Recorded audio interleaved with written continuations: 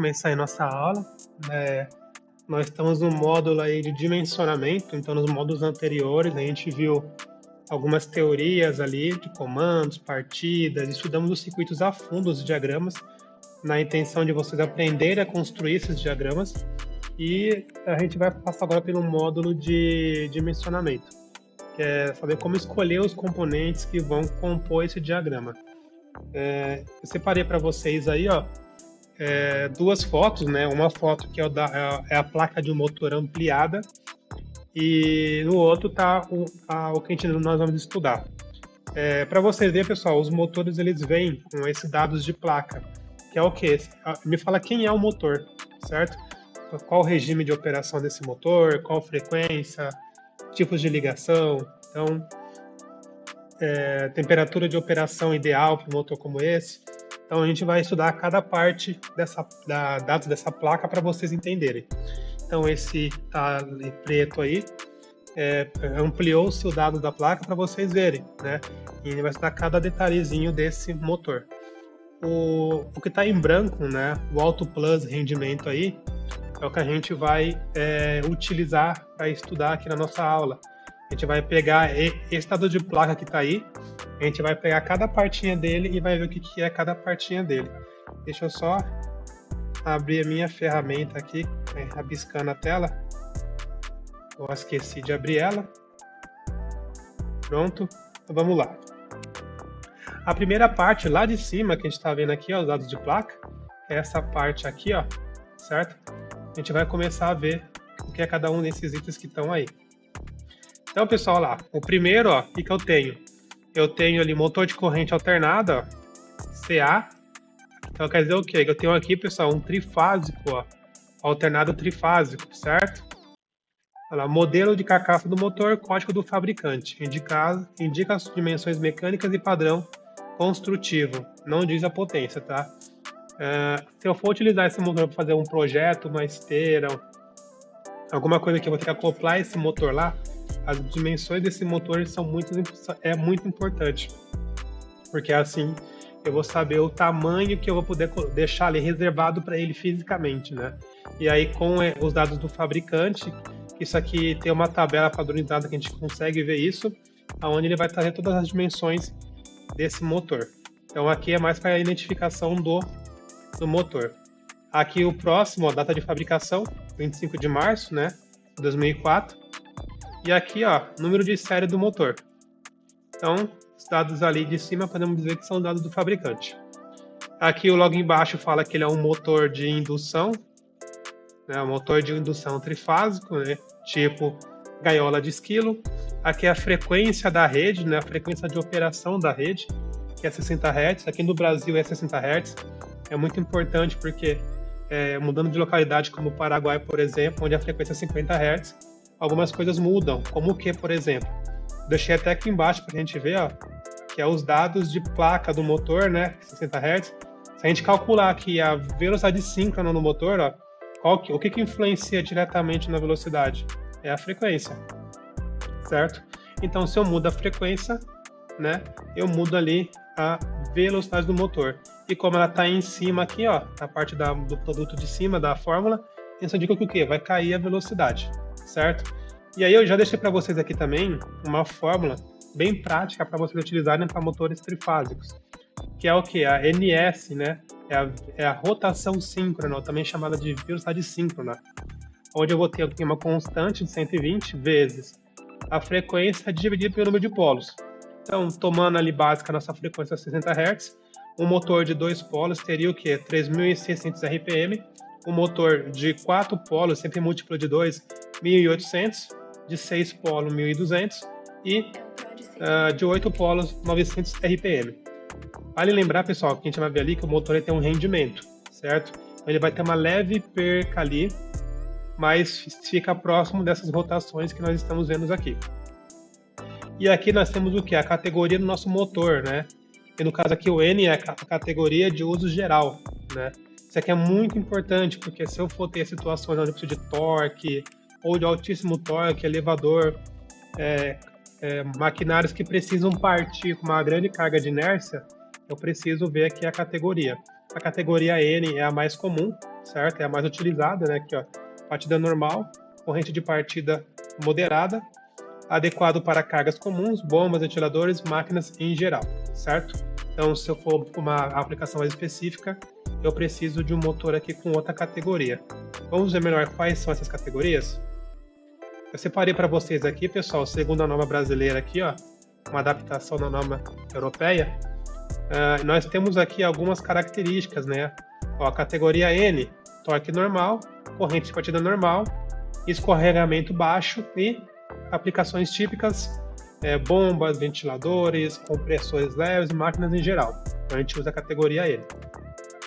Agora, em situações que, no caso do H, que eu preciso de um alto torque, aí eu tenho que utilizar esse tipo de motor, dessa categoria. Então, se eu preciso de um alto torque, eu tenho que partir para a categoria H.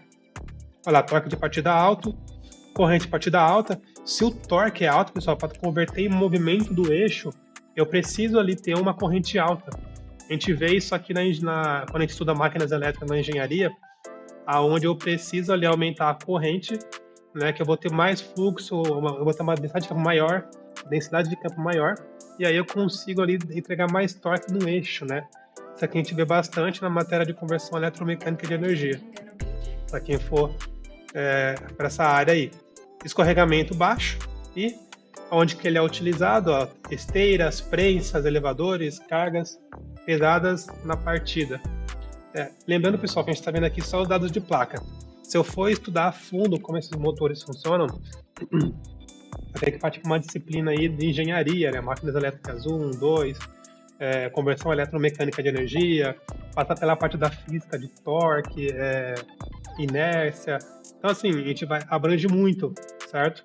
Mas aqui, basicamente, é o que vocês precisam para dimensionar e atuar na prática. Esse aqui vem pronto já, então precisa saber utilizar. E o D, ó, então, altíssimo torque. Então, torque de partida muito alto, moderada a corrente, ó, só que, ó, escorregamento alto. Isso aqui, pessoal, quer dizer o quê? Quando o motor começar a girar, é o tempo que ele demora para acompanhar isso. Então, eu apliquei energia trifásica no estator, vai acontecer a rotação ali dos campos, que vai dar a rotação do eixo, só que esse eixo, ele demora a acompanhar. Essa demora eu chamo de escorregamento. Isso é bom porque aumenta o torque, o conjugado do meu motor. Porém, eu acabo tendo essa perca aí no processo. Então, olha lá, britadores, moinhos, guindastes, cargas com grande inércia. É onde eu utilizo essa categoria de motor. E aí, aqui, ó, CAT-N, categoria N, uso geral, partida direta comum, certo? CAT-H ou D, exige a tensão em contator, disjuntor e queda de tensão. A gente vai ver lá que o contator ele tem categorias também. E aí, dependendo do motor que eu for utilizar, eu preciso mudar isso.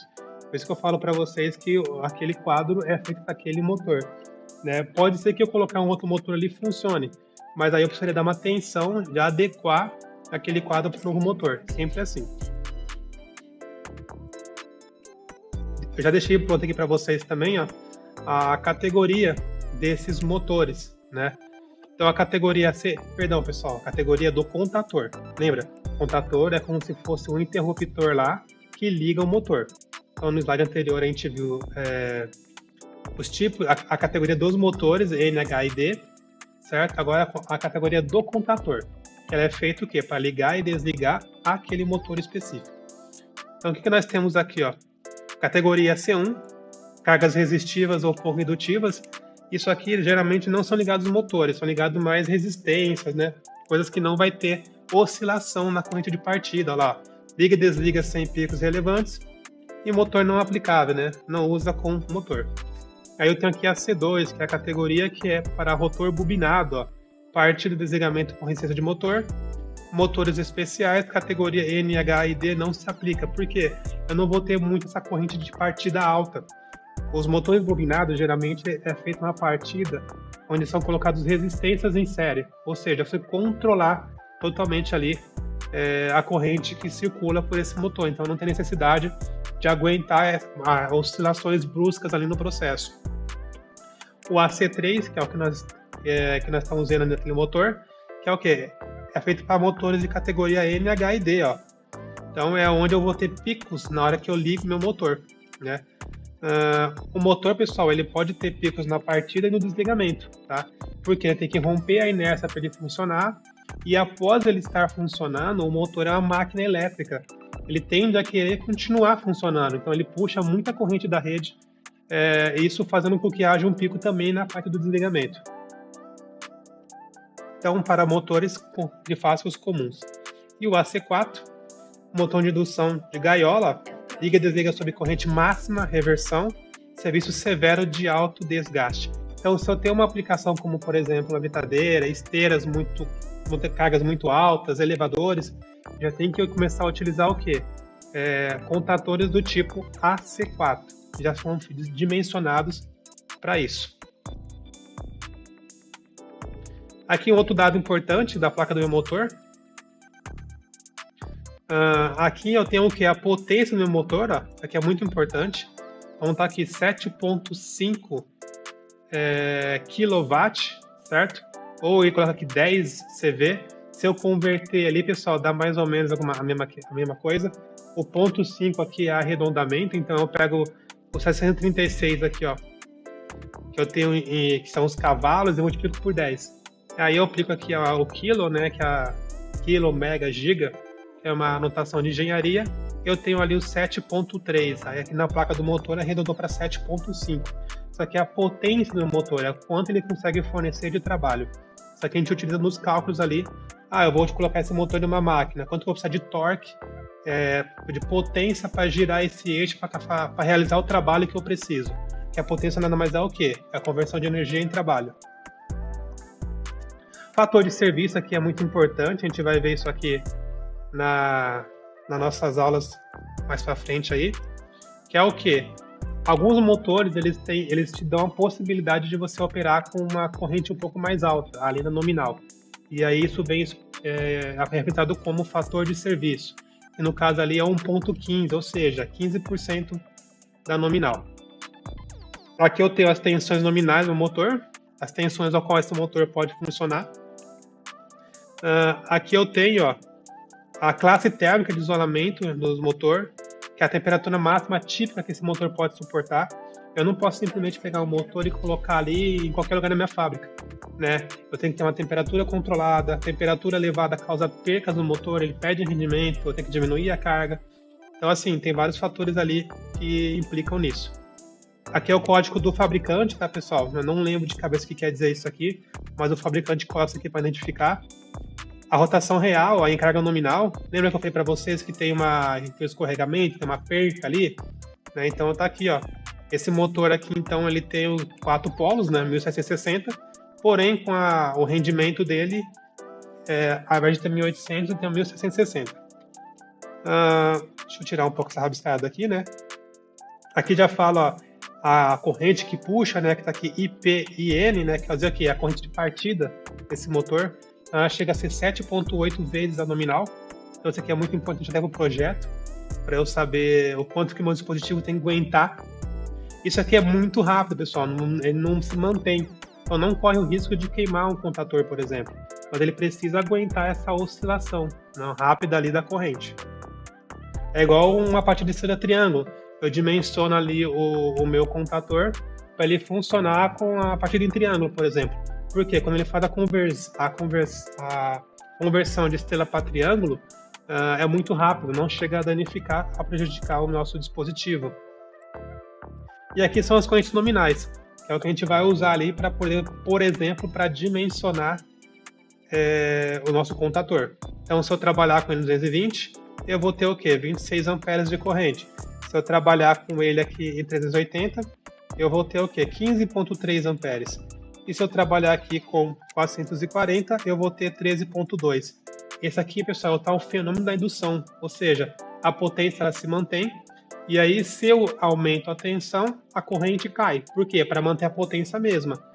Da mesma forma, se eu abaixo a tensão, a corrente tende a aumentar, para manter-se a potência mesma. Isso aqui é o princípio aí, quem gosta de estudar, também do funcionamento dos transformadores. E aqui o grau de proteção dele, né, ó. Poeira, grau 5, né, olha lá, poeiras e jatos d'água, IP55. Certo? Vamos para o próximo slide. Aqui nós temos mais alguns dados do nosso motor.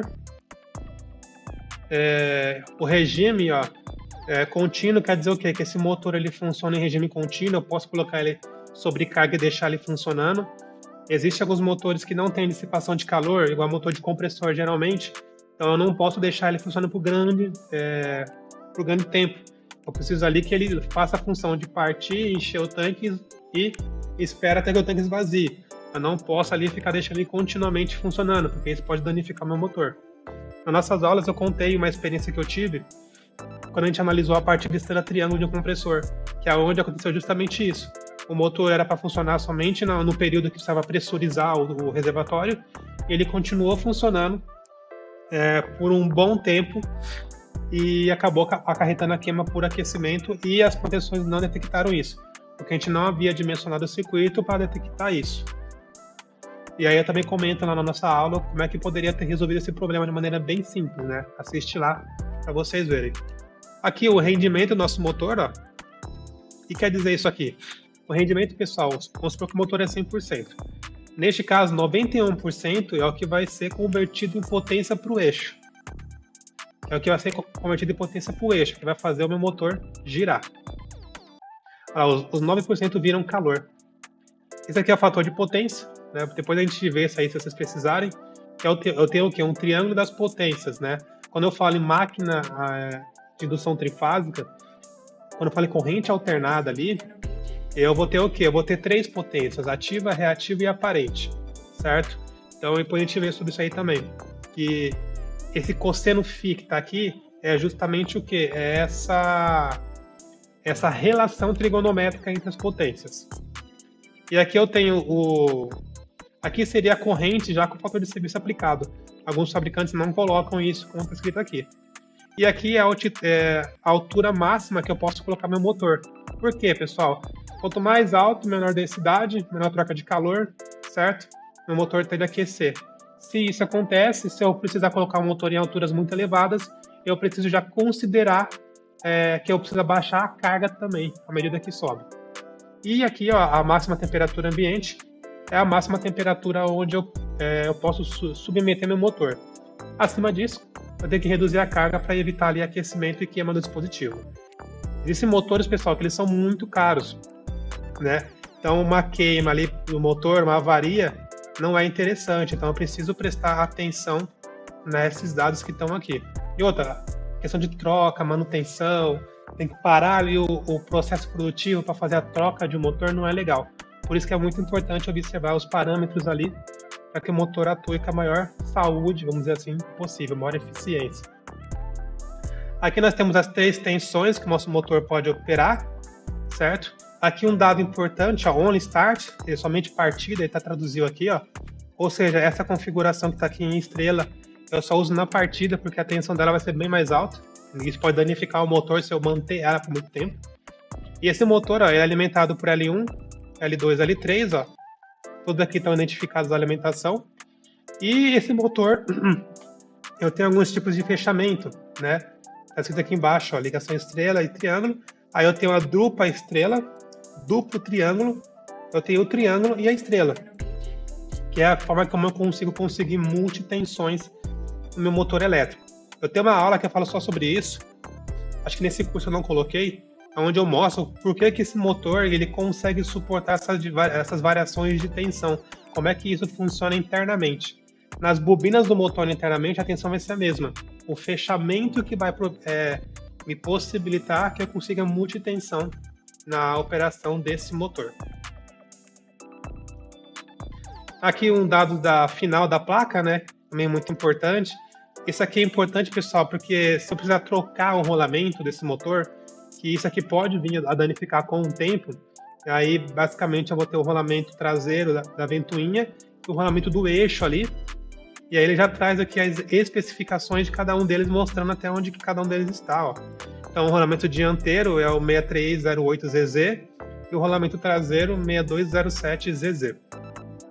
Ele também informa aqui o tipo de graxa para utilizar, o peso do motor também é muito importante.